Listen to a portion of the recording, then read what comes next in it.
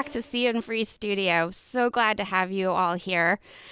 I want to talk about why See and Free Studio is so important to me and hopefully to you. I meet a lot of people who are suffering with, I would say, low self-esteem, or maybe they feel like they're succeeding, but at a high personal cost. And I really want to change that. I want people to see their value. I want them to see what drives them inside, that internal motivation. And that's much bigger than a job or a degree or a hobby. It's who you are. Not just what you do, but who you are. And I think when you know who you are, it gets you through some of your best times and certainly gets you through your tough times. And I've had the pleasure of meeting some people who have really tapped into what makes them special. I call it our unique, special, different, our USD. One of those people is here with me today. Today's guest, he has a great job, he has a great degree, and he has amazing skills. But we're going to learn what really drives him beyond that. And Harris Konter, he is a wealth management specialist at Raymond James in Atlanta, Georgia. And I want to just read off some of the things he's done. He was a rising star at his firm, and he was in the top 40 under 40 in Atlanta when I met him, which for anyone who doesn't know, that means you're the top 40 of whatever you do. And that was Harris. He's got extensive nonprofit experience, specifically helping LGBTQ families and international human rights. I met Harris on a nonprofit board for LGBTQ families across the Southeast United States, and he has dedicated his practice to really helping families like mine. People don't realize that a lot of us didn't have protections for our families, for our estates, for our finances until not too long ago. And so when Harris decided to dedicate his practice to help families like that, we are internally indebted to him. I know my family is, and I know many of my friends are as well. Harris is a special and unique person. I call him for lots of things. I call him my supreme decision support on everything from jobs to healthcare plans across the board. So with that, I want to thank him and I want to welcome him, Harris Konter. Thank you for having me, Jen. You're welcome, sir. How's it going down there in Atlanta? It's wonderful. It's like 50 degrees and gray. What more could you ask for? And gray. I might be able to ask for more, but thank you. It's actually raining here in LA. Easy to beat the expectations. Yeah, exactly. Well, Harris, tell everyone a little bit about yourself and what you're doing these days. I was born and raised in Savannah, Georgia. Went to the University of Florida. I think it's funny you were talking about decision making. I originally got my degree, or went to Florida to get a degree in engineering. And then midway through my junior year, decided to completely switch and go into the business school, which only years later would I really appreciate the value of that decision. And I have a feeling we'll talk a little more about the decision-making process. Right now, I'm not doing much. I'm in the middle of a pandemic. Best pandemic I've experienced so far, so that's a big plus. And have come underground and are living a general Groundhog's Day existence until we get to the other side of this thing. Yes, and I think all of us want to get to the other side. I was going to ask you, so how's work going? Are a lot more people calling you and asking you for advice during this time? Yeah, from a market perspective, I spend a lot of time working with my clients and their dollars in the market. It's been really interesting. I have a small practice of only about 85 families, so we stay pretty close. Obviously, we called them when the pandemic first started and have stayed in touch. We see spikes. I think when you see a lot of people, when our clients have external issues like a pandemic or things going on in their life, they tend to focus on that and kind of segment wealth to the side unless it comes up. So we kind of ebb and flow on our communication as our clients' lives adjust. Yeah, and I know that about you. You guys were great about sending out information about the potential impacts to families and in our investments for those of us who have them. Harris, you're obviously, I'm guessing, good. I have no way to evaluate if you're good, but you've done well for me. So I know I that like to keep it with you've no got way some to skills. evaluate me. That's right. You've got some skills, my friend. But, when it comes to that thing that drives you, I call it our USD, our unique, special, and different. What is that for you?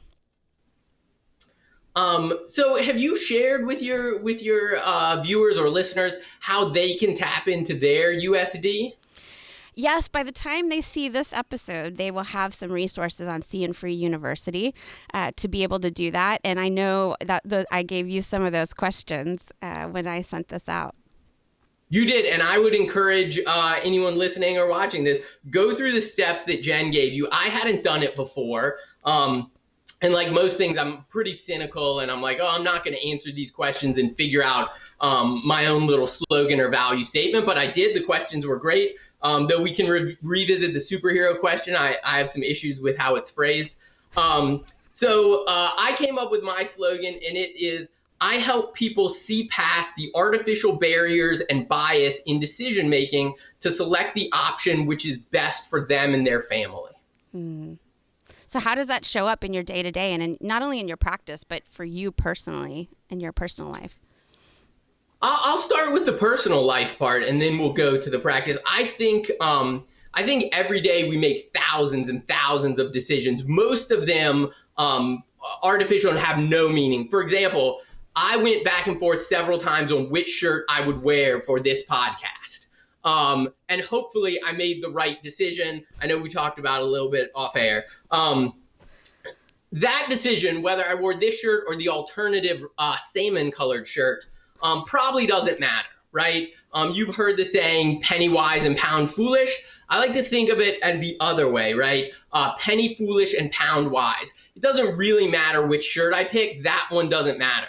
But as we went through this pandemic and we had to evaluate kindergartner and what were we going to do with his schooling, for example, that was a decision that had more weight. I talked about changing majors. So the backstory to that is, so I'd spent 3 years engineering. My family, when I went to school, I was good at math and science, and I come from 3 generations of business owners. And, like all people that want to rebel against, their parents and their family, I'm like, I'm not going into business. So I went into engineering, and I found I just did not like it. It was so dry. It was not for me. And so I decided in the middle of my junior year to withdraw from all my classes and apply to business school. And I have a degree in decision information sciences. So I wrote my parents a 7-page letter explaining, here's why I'm dropping out. Here's what I'm going to do to better myself. It was very a pinpoint moment in my life. And my father and I did not speak for a prolonged period of time after that. His thought was, you're of college age, you should be in school.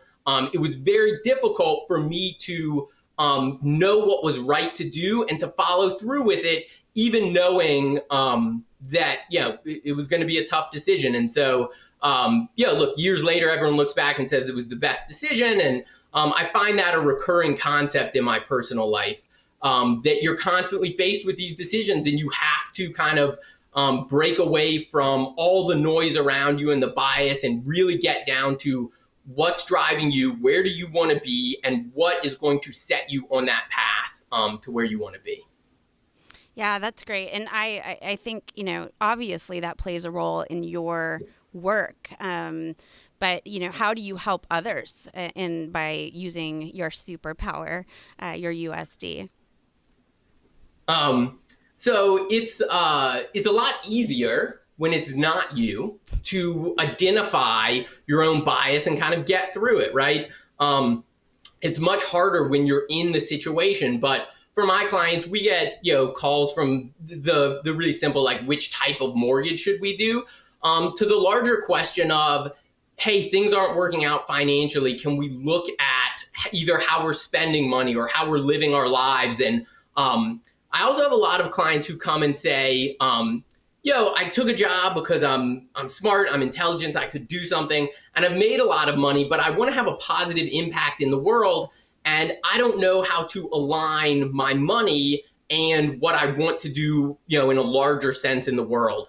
And so I really like having those decisions. I like talking with people about, when is it right to downshift or retire or, just being a sounding board and getting to really what's the root cause, what's really driving you towards where you want to be.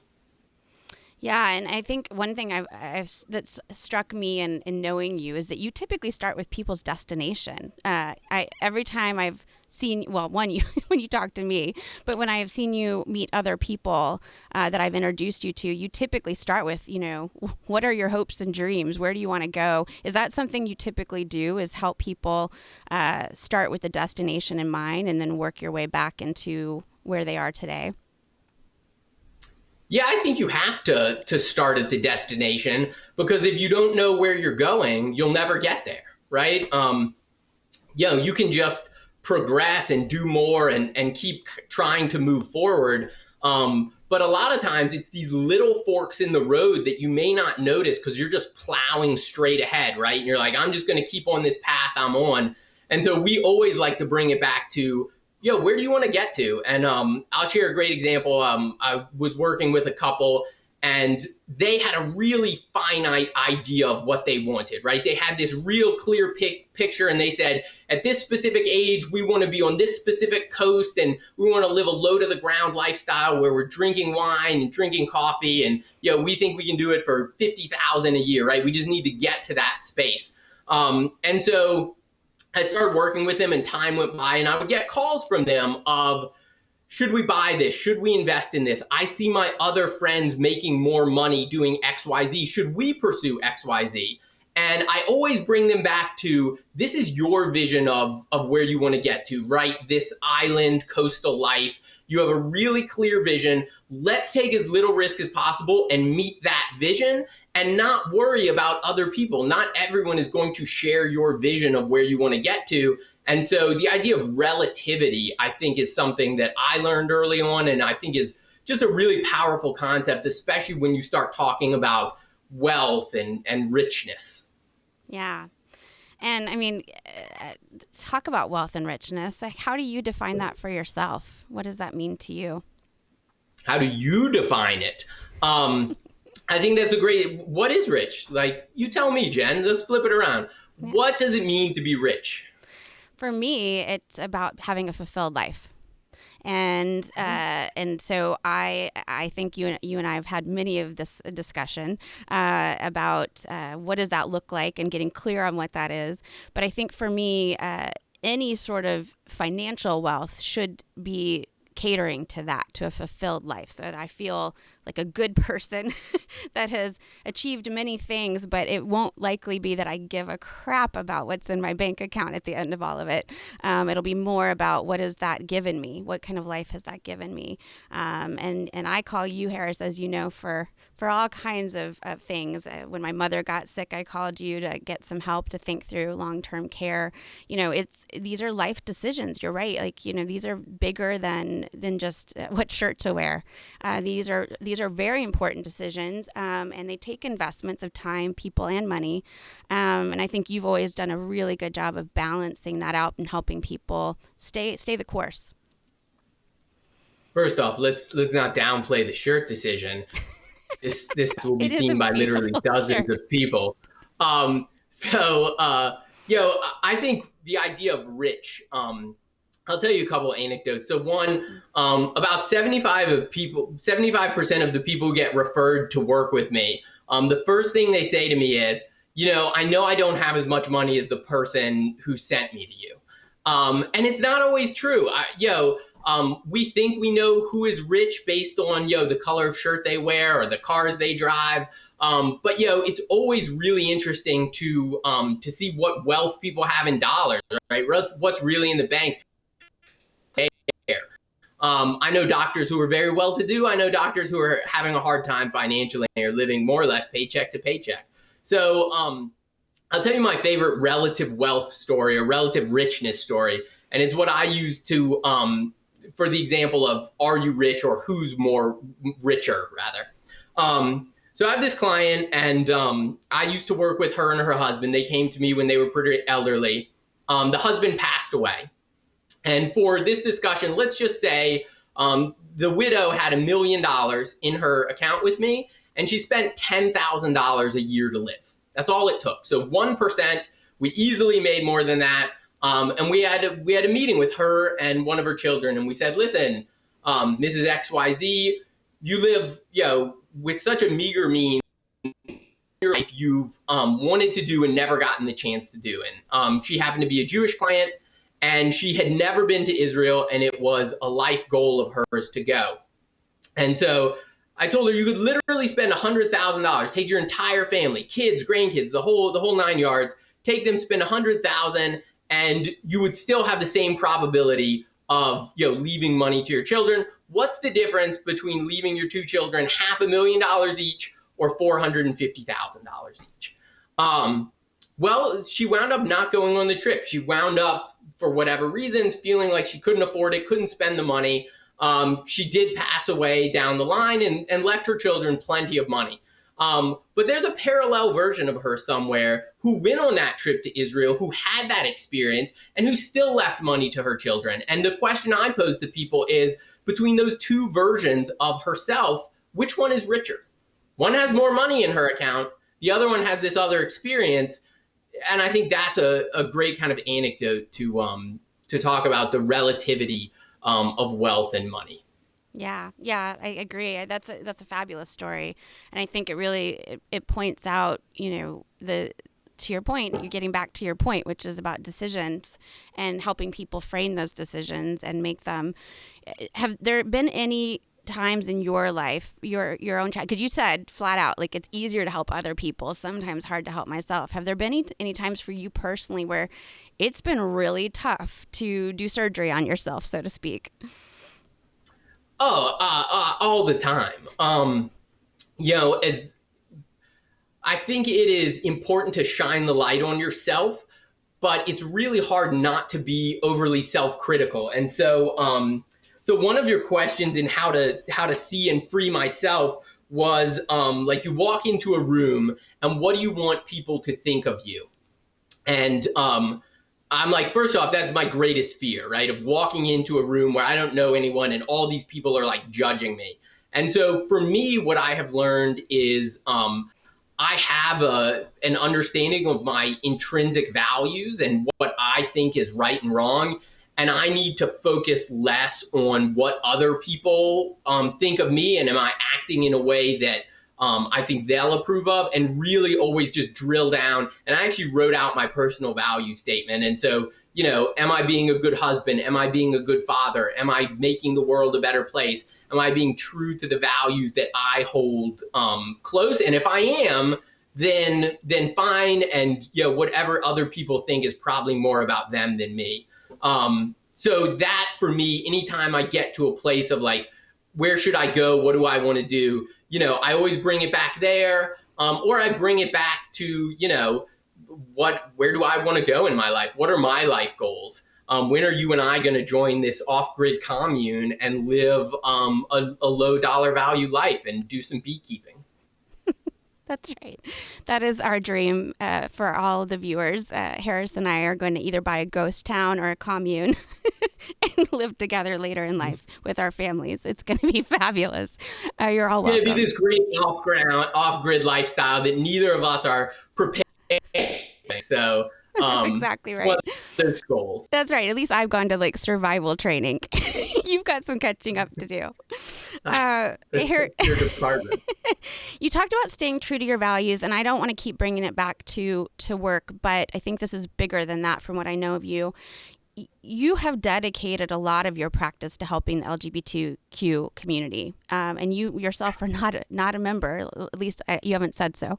And so, why? What makes that an important value for you?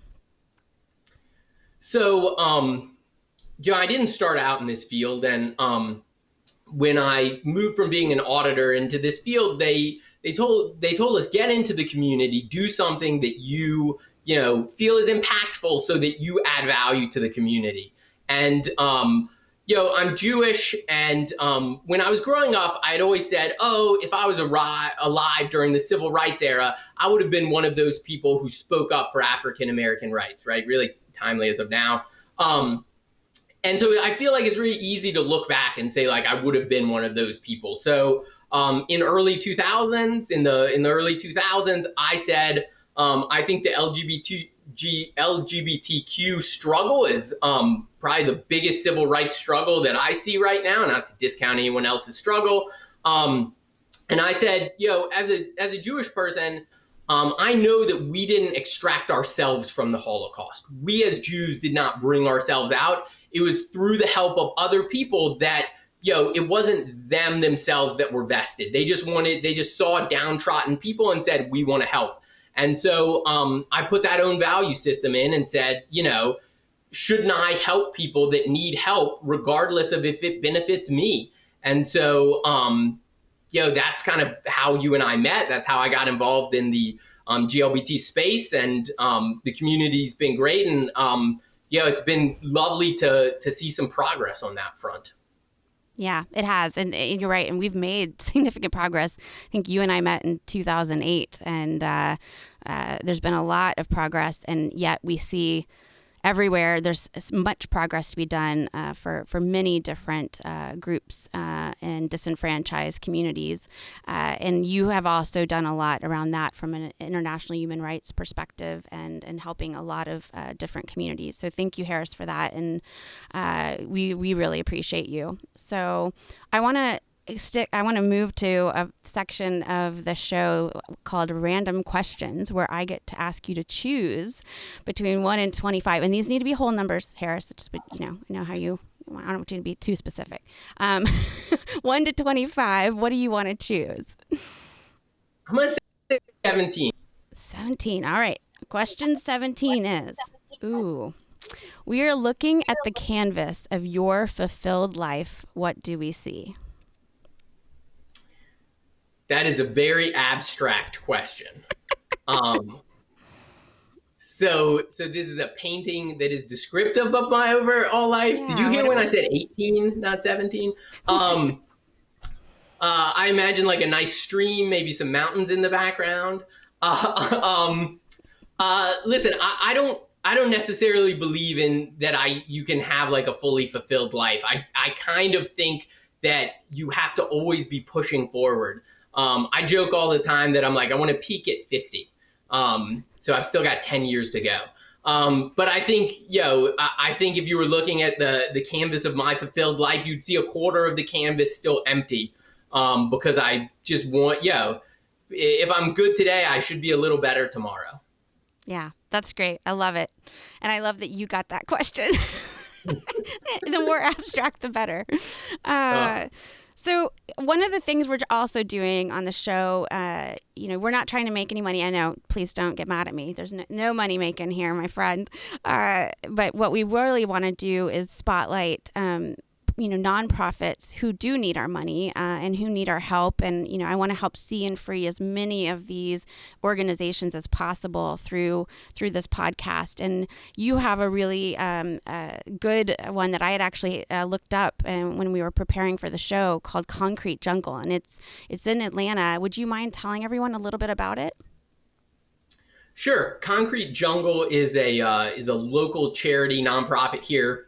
And I think the idea certainly can be extracted across the U.S. A couple youngsters many years ago noticed that there were all these apple trees where the apples were just falling to the ground.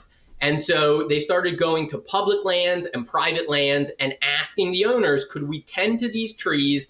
And when they produce fruit, can we take and harvest the fruit? And then we'll give it to people who need food. And so they have slowly expanded their blueprint across across Atlanta. And so we see all the different types of fruits and vegetables they're able to harvest. And then underprivileged people that need fruits and vegetables. I love organizations that take inefficiencies in the system and then, you don't have to change much, right? This is a group that said, we just see waste within the system and we want to, make it more efficient and deliver it to the people that need it. So it's a great organization. They always need money because they're always looking to get more trees planted and get more land out there. So visit them, support them. Thank you. Yeah, please do. Let's support Concrete Jungle, and I hope we create more concrete jungles. I think a lot of these urban areas could use organizations like that, and just the community involvement sounds amazing. So please support Concrete Jungle. We'll put up the code at the very end again, and all you need to do is take your phone, walk up, and take a snapshot of the QR code, and it'll take you right to the Concrete Jungle page. So Harris, thank you for joining me today and doing the show. I really appreciate it. I think you have a lot to bring to the world, and your USD is much needed. So thank you for coming on. Thank you for being a great advisor and friend. I really appreciate it. My pleasure, Jen. Thanks for having me. You're welcome. With that, everyone, that's the end of the show. I want to remind everyone to please subscribe to seeandfreestudio.com. You can check us out on YouTube or my LinkedIn, Jennifer Longian. Please subscribe if you get a chance so that you have all of these cool videos pop up in between your viewings of military homecomings and those cute puppy videos. You know where to find us.